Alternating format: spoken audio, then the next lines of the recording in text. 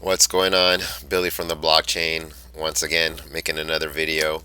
This one was by request, so I figured I would kind of take a whole tutorial about it. I try not to throw a lot of information so you can suck it all in. So this one's going to be a little bit deep about wallets and the differences between wallets and why different ones exist. So a wallet, again, like if you saw my previous videos, you'll see that I use Metamask as a wallet for most of my Ethereum. If we look at the different chains, like Ethereum, they don't talk with Bitcoin. Litecoin doesn't talk. Cardano doesn't talk. Like none of these chains talk with each other. So what a big problem was is if I wanted to have some Ethereum, I needed one wallet. If I wanted to buy Bitcoin, I needed another wallet. If I wanted to have Litecoin, I needed another. And for every type of network, I needed a different wallet. So ultimately, you had 12 different wallets trying to hold all these different currencies. So what some companies have done is create a multiple network support address. This one in particular, called Exodus, will support multiple networks on there, so you can throw all your coins into the same one program. Does it all, while MetaMask only focuses on Ethereum. And then the number one question we ask is, well, why would I want to use MetaMask instead of Exodus? And there's some pros and cons on both. One gives you a little bit more control, a little bit more freedom. One makes it more easy and more manageable to use, so it's not so scary. So, just a quick breakdown of the different types of wallets out there. There's one that like you install right on your computer, desktop wallet, Exodus. My other wallet is a web-based, but you interface it with your desktop. MetaMask is a Chrome add-in. Then you have wallets that you can go on your phone. You have Trust Wallet, Coinbase Wallet, Alpha Wallet, just to name a few.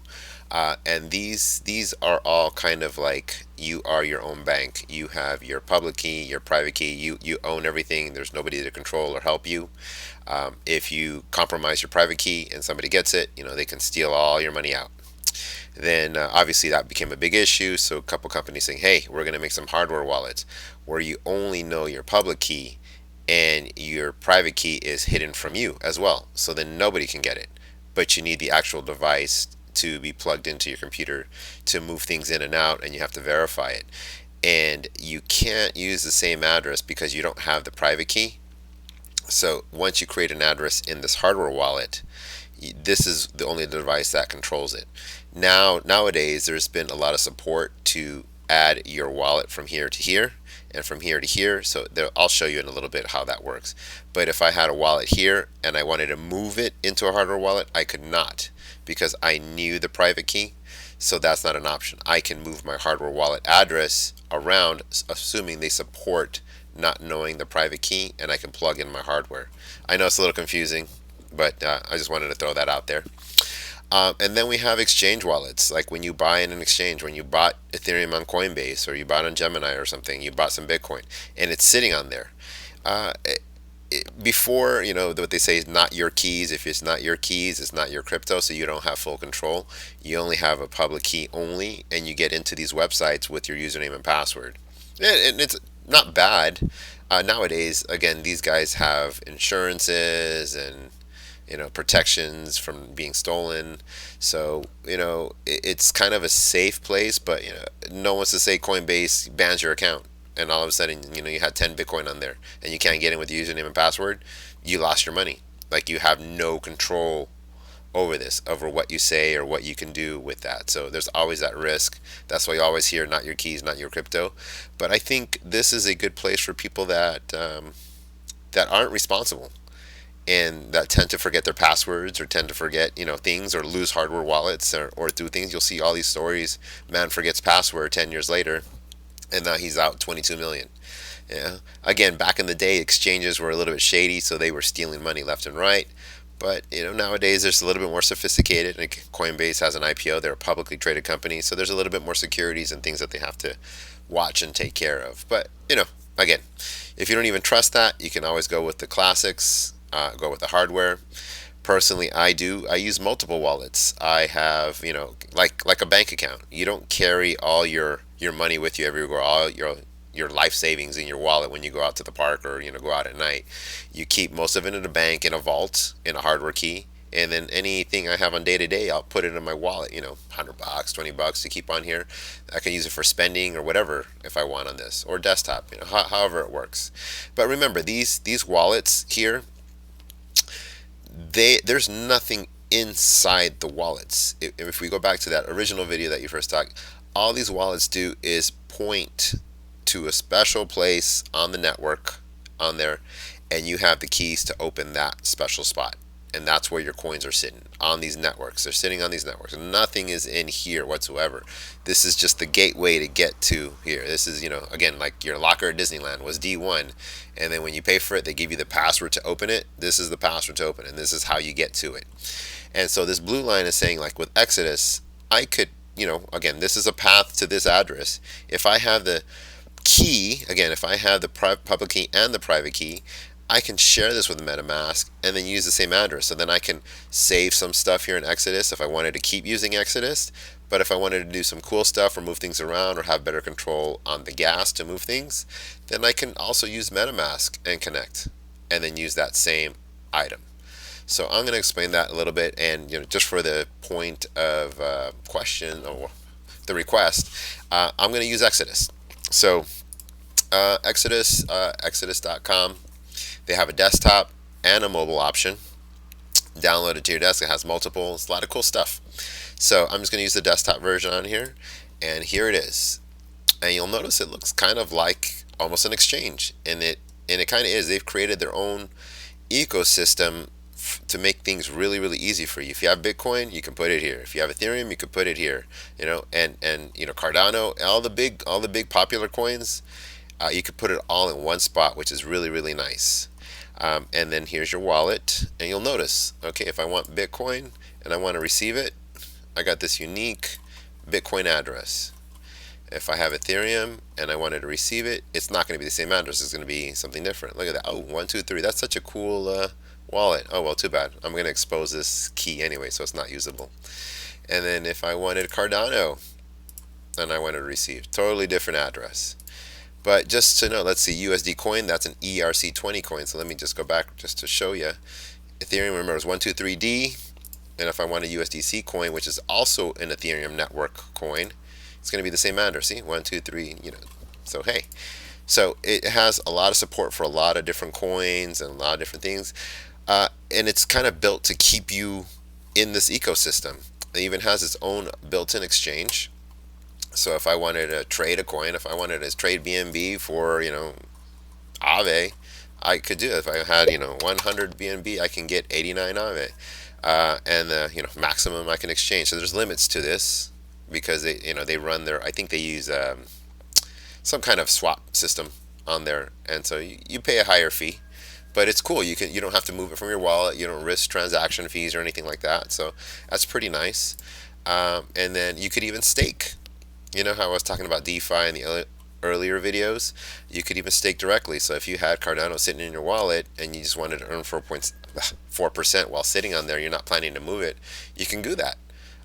Again, with the strategies that I use, I get a better return on some networks. So if you feel safe and 4% is good, then yeah, do it. And it has support for these different networks on here, so that's pretty cool. And yeah, if you believe in Exodus, you could buy some Exodus shares. That's part of that company or anything like that. But the question was, well, how do I move stuff out of the wallet? How do I interface, with the DeFi stuff using this wallet? And I wanted to connect to one of the sites that you were looking, like if I wanted to go Aave, how do I connect to this? And the short answer is you can't. There is no interface that lets you connect via Web 3.0. And that's one of the drawbacks of the wallets, and that's one of the reasons, like, oh man, this, why would I use Metamask instead of Exodus to do certain things? Again, if you are happy on the ecosystem and you wanted to just stay here and you stay in kind of like this own little world, there's nothing wrong with it whatsoever. It's easy, it's safe, it's one of the best like beginning wallets out there. But if you wanted to expand your horizon, learn more about what your coins can do, then it's not necessarily the best wallet. And now they just created a new release, so this was cool. You can actually control the gas. And if you remember, I talk about gas a lot here. This is the Ethereum gas network. Right now, it's really cheap. Nowadays, people are kind of calming down after the couple crashes. But again, if I wanted to send someone Ethereum right now at this moment, it would cost me, let's say 298. And it's like, well, how come this is 298 or 310 and this is 244? How can I choose? And previously, it would not let you choose. So if I hit Ethereum and I wanted to send somebody one Ethereum to some random address, it will cost me 311. Well, how come I can't choose this better option of like 220 or 209? And previously they didn't let you do that, but now they've got a little bit better. If you click on the advanced option, you can check your gas fee. So you can do gas here, and you can roll it down and see the fees, go back and forth, and you could choose how fast you want it to go or how slow you want it to go. A bit of warning though, gas doesn't guarantee, like if I set a low fee like, oh, I only want to spend 70 cents, it doesn't guarantee that it's going to move. The way gas fees work is there is a line. So let's say I put it at 20. I only spend $1.19 to send it. That's cool, and they'll accept it. But I've got to take care of all these people in front before they get to me. So again, a transaction is like every few minutes, or I forget the Ethereum blockchain off the top of my head. But let's say I have 20 and I'm sitting on here, assuming nobody else wants to do a transaction before I do, I'll eventually get there. But every second on the second worldwide, people are constantly willing to pay more to cut the line. So if you pay more and more and more, they're going to cut the line. Eventually, you're still at 20 sitting back here waiting for you to get the line. It may never get to you. Eventually it will, but we don't know when. I did one time, I put a fee of 80, and it took 2 weeks because everybody was overpaying, and eventually 2 weeks later, at my request at 80, it finally went through. So that is something to consider when you want to be cheap and you want to transfer it as cheap as possible. It's not always ideal because you're not going to get it right away. So the mid range is the recommended fee. This is going to move it quick. This is where when you send something, it's going to get there eventually, pretty decent time. It's because of these consistent gas fees. And Exodus didn't want to deal with people. Hey, I didn't get my fee or anything, so they didn't even give you the option. That they just charge you the max, just the maximum fee, whatever it was. That's what you were paying, the rapid fee.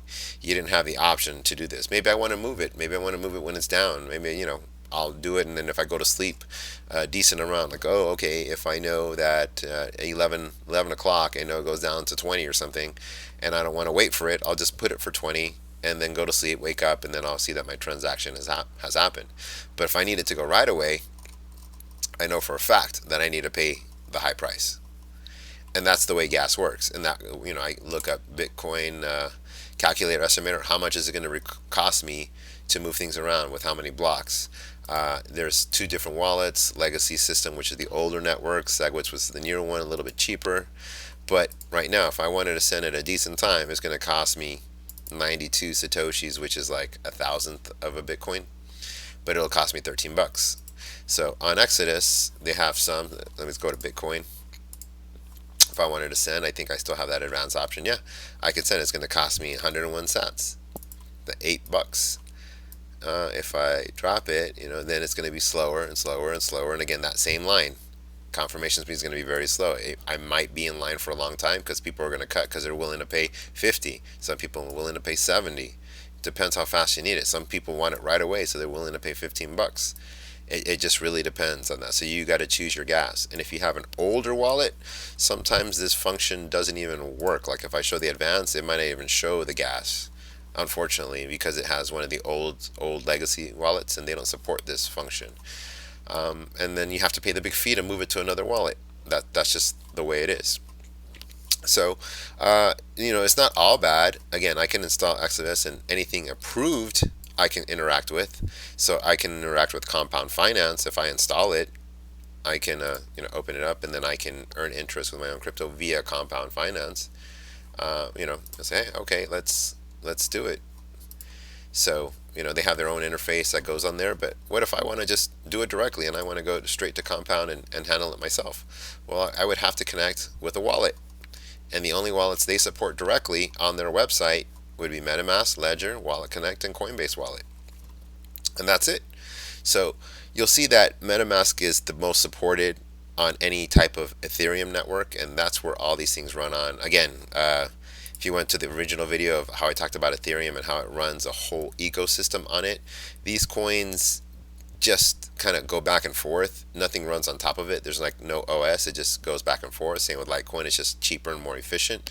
Cardano is going to be talking about smart contracts, so they might be running ecosystems pretty soon too. Not yet, but Ethereum is right now the king, and that's what everybody's using. So in order to interact, and that's what we're talking about, Web 3.0, having the internet interact with the blockchain, like this blockchain, is what I'm talking about for Web 3.0. So, okay, let's say I have all my funds on Exodus. It's like, oh man, I want to be able to do this. I want to be able to move stuff. I want to be able to control my gas a little bit better. How do I do it? Okay, well, all we have to do is go into the settings, and I think it's under the backup. And I'm gonna have to put a password here. I'm just gonna put one on here. Oh, I don't even think I remember my password.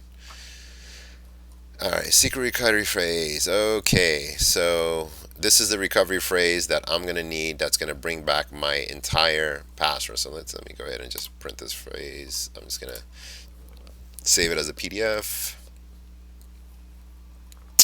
Right here, Exodus. No, let me just do prod 1. I already did one. Alright, and I have it here off the side. So, okay, next. And I'm just going to see which password I have that has the word in there before. And I'm going to show you this right now anyway. So now I have my secret recovery phrase. It's over here. These are my secret password phrases. Got it. Alright. So, alright. I am done with Exodus right now. That's the wallet. You get it over if you want to download, look at it. It doesn't cost you anything. You can play with it. You don't have to put anything in the wallet, but it's just a cool thing. But let's move it over to MetaMask. So I already have MetaMask on this Chrome. I haven't installed anything, so I'm just going to install it. I'm going to add it to Chrome. Yes, I'm going to go ahead and add the extension. And it's in. Alright, so I'm going to say welcome to MetaMask. I'm going to just go ahead and pin this up here. And we're going to get started. So again, we don't want to set up a new wallet because we already have one. We created it in MetaMask and we pulled out that secret phrase. So I said, no, I already have a seed phrase. So we're going to import our wallet from Exodus. And we kind of did this already, but we're going to hit no thanks. And I'm just going to, I can't paste it. I have to type it all in. So out, let me see if I can just, no, I have to do it off screen. Otherwise it's going to go in front, but you guys will get it. I wrote it on here. Out. I'm going to show the seed phrase so I can see it. Put proud eyebrow tissue you acid tide mouth wagon before basic shrimp helps if I spell it right. I'm just going to put a password here. We agree, and all done. Okay, and we now have our, look, our address is 123D5164. If we look at our Exodus wallet, and I wanted to receive 123D5164. Okay, that's the same address, so we're still interacting. If I had some coins in it, I mean, I just gave you the private seed right now, so obviously I'm going to dump it. But it's the same wallet, and so now we can interact with all the websites we wanted to do. And again, we can switch networks or do other things that we wanted. On the other video, like I was able to add layer 2 wallets and Polygon network, Binance chain, all those things I couldn't do on this wallet because it doesn't give me the access. It's its own ecosystem, and only what they allow in, like a Compound Finance, is the only thing that they will allow me to use. Think of it like an Apple iPhone. If it's not approved by Apple, it doesn't come into the ecosystem. But if I have another device, I can do whatever I want. So now I have the same account, and again, if I did the seed On a Bitcoin wallet, I could do the same thing. This is like one of the old Electrum wallets that have Bitcoin. Way more complicated. It's not very user friendly. I can generate new addresses and then receive a Bitcoin. And then if I don't trust the guy and I don't want him to see what address I have, I can generate another address and it'll come in through another address. So like things will expire after a day or so, and even though it goes to this address, it's going to reroute to my original address. So no one will ever know my actual address, because when you know someone's address, you can peek into the blockchain and see how many coins they have, how much they have.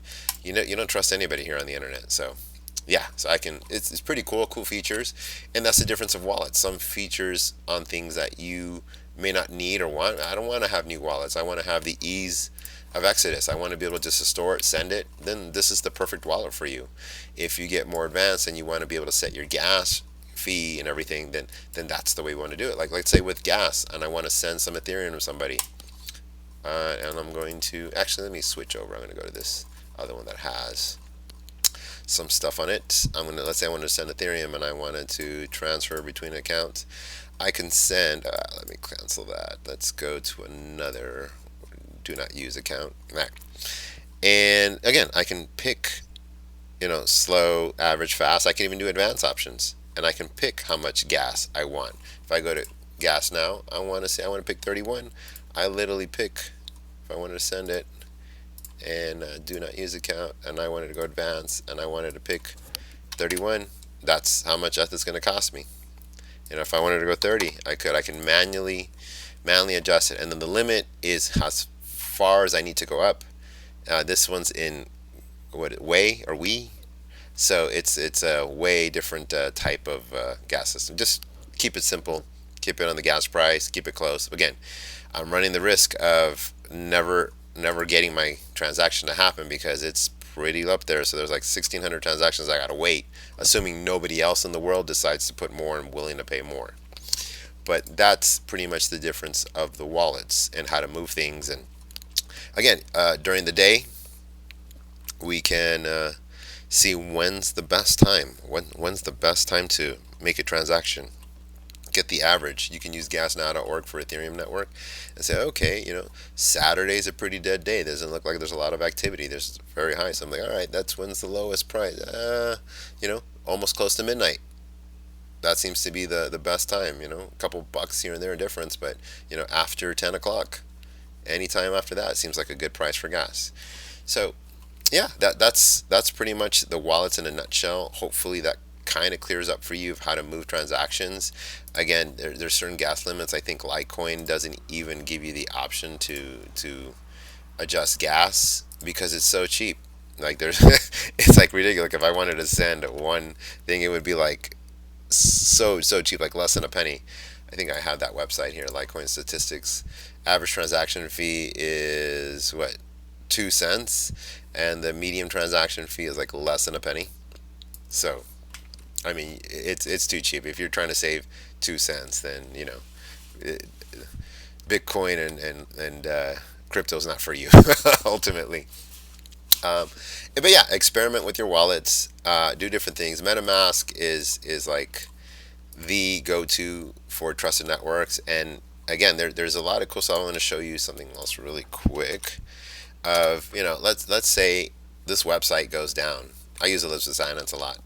You can always communicate with the blockchain directly on here. So this is the contract address. This is how you look at code. This is how you look right at the blockchain.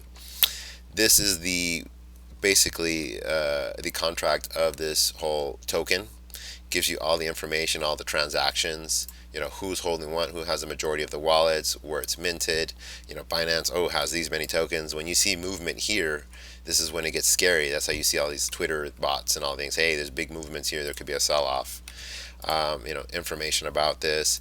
You can look at the actual contract itself to see, what the total supply is, what's the address that created it. Is it a shady address? This is pretty deep.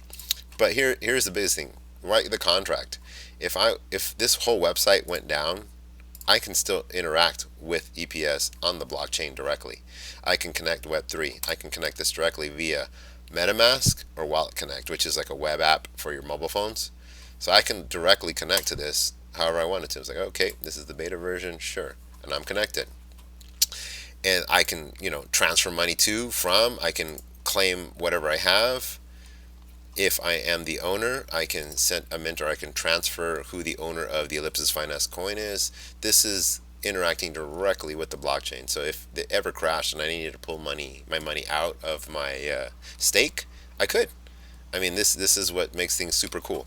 Like, my web interface can talk to the blockchain. I know this is like super nerdy stuff, but I think this is what I talk about with Web 3.0. I mean, all sites and everything are like through Amazon or Google Docs and some cloud data. I mean, pretty much the two kings of any website. You go to any website, I'm pretty sure it's hosted through that. So if they decided to cut you off, you have nothing. But the blockchain is like, it's immutable. You can go anywhere. So, anyways, hopefully that helps. Hopefully that clears up any questions about wallets and how they work and what they do, and how it hopefully makes sense about having multiple chains on their simplicity, the different types of wallets. Again, I don't put all my money in one wallet. If I do a hefty amount, it's always going to be in a hardware wallet. I don't even trust myself with a private key or a virus or anything like that. So, yep. If you have any questions, holler at me. You know how to get me.